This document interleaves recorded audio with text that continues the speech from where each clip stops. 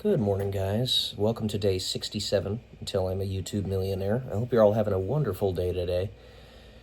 And what's on my mind today, I think this should probably be the way I do these videos going forward, is a question that was rhetorically posited to me by my younger brother Brandon, in that, why are you so gung-ho about legacy and having your lineage continue in perpetuity? Well, I'll give a little bit of a frame of reference and then I'll go into it in greater depth. A few weeks ago, I saw a young man, he was 27 years old, who was posting a video on, I believe it was TikTok. I saw it on a different platform though, because somebody had reposted it. It was so tragic. Who was saying, he was crying on the video. He was saying everybody in his family had passed away. His parents were gone. His brother and sister, whatever, his siblings were gone. His grandparents. He was the only one left in his entire family. And he said on the video, I just want to have some record that I existed. Ultimately, most guys, the overwhelming majority, it's genetic and otherwise, just want to feel like they matter. You know, like their lives aren't just some blip, some random mark in the darkness with no other importance. We want to believe that we have some. Well, here's a way to look at it, as if possibly you do, beyond what you can see directly in front of you. In my story, the main character, the scientist, is trying to save the whole of existence from utter destruction, annihilation, because there's this dark force, what you and I would call the devil, right, that got a head start on destroying existence. And this is actually pretty akin to what you see in the Bible. Basically, the only reason Satan has any capacity whatsoever to affect destruction is because he gets a head start. All right? So, later on in the story, the scientist is born in the human race, in the human race, right? And he's the first person to ever discover time travel, both a blessing and a curse. Turns out he's the only person in history that ever does it without his intervention. I'm going on a different tangent in the story here in just a little bit, where I'm going to talk about an offshoot of humanity that lives because of the effort he put in to save anybody at what is called the Great Divide in the story. But this one is a dead end because they too want everything to end. And they're not really trying to get to that Elysium. They just like, okay, we live here, we're alive. There's no purpose to it. So,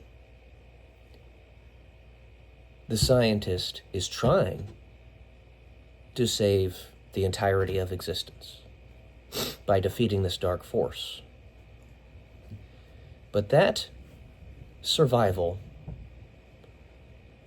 true triumph, is contingent. Get up there, guys. Upon, stop it, Chiron. Stop. Upon eliminating time entirely. If you eliminate time entirely, then You're eternal. Back up there. Lay down.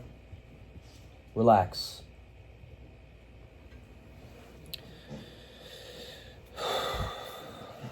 How do I explain this?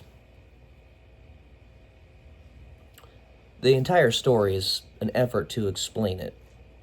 And the entire story is humongous. And I'm actually going to go to my writing session later today. You guys will see in a short. But it's an effort to explain this.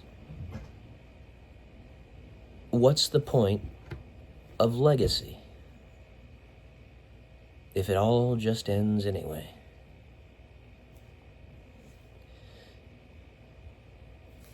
I wonder, to what does my brother think he is going to go when he passes on?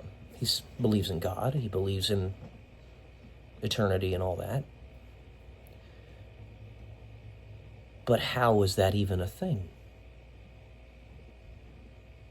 How do we ever get past this into eternity?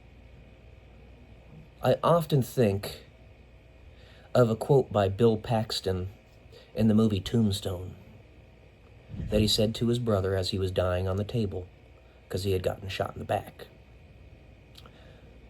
He said, say you see a light when you're about ready to pass away. He says, I don't see a damn thing.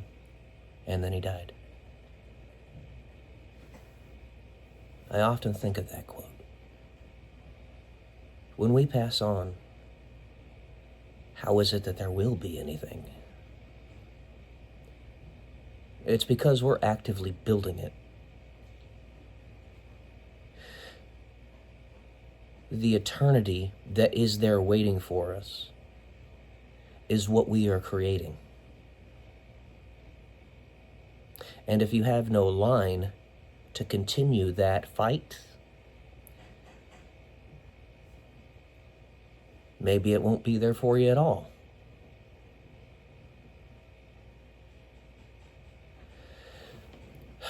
This is just a rough idea at this point, because I'm trying to synthesize all these disparate ideas in my head to explain it in a way that'll give people motivation to continue to live with purpose in what seems to be a somewhat purposeless world. But that's what I'm up to at this point. In the story, originally, the scientist loses. He doesn't win, and the devil, as you and I would call it, sees to it that the whole of existence, anytime life pops up, is destroyed almost immediately, is obliterated, right? And I actually explain this a little bit later in the story, where the dark force, the devil, is he originates like a couple billion years after the Big Bang, at just near the peak of the explosion of life in the universe. And then once he comes to life, boom, everything dies off, because he finds the evils everywhere, or the species everywhere, and takes them out, right? Basically, he's trying to accelerate what's going to happen at the end of the universe anyway, because that's all he sees. He just sees pointlessness. Harkens back to The Mysterious Stranger by Mark Twain. You can find that video on YouTube. That's what the devil actually is. A challenge to the point of existence at all.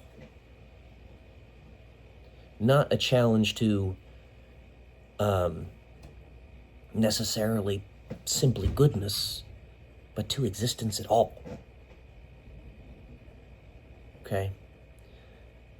And when the devil is born in this story I'm building, life goes up like this, and then boom, no life anywhere. Just little blips as singular species are born, developing into intelligent species, and then self-destruct, destroy themselves because of the influence he causes on them.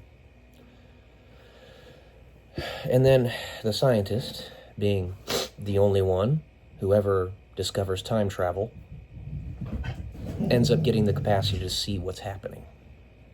He gets to get outside of the line of time and see it from as an outside observer. Like, this is what's happening. This is why this force that he doesn't know what it is keeps on destroying life anytime it comes up. Well, if the line is not continued, if people don't keep trying now, here, the scientist never wins, and that eternity where time no longer exists and he's defeated the dark force is not there. So what Bill Paxton said, you didn't see a damn thing, is what one without a legacy might expect. Perhaps. And the mysterious stranger of Mark Twain's story will have gotten his wish. He's going to get his wish anyway. Because ultimately that dark force will annihilate itself if it doesn't annihilate the whole of existence. So it's going to get its own personal wish. It's just not going to take us all down with it. That's the idea. It wants to, but we won't let it. So rage against the dying of the light. Your legacy does matter. Absolutely. Don't let anybody try to tell you otherwise. That's all I got for today. Love y'all. Peace.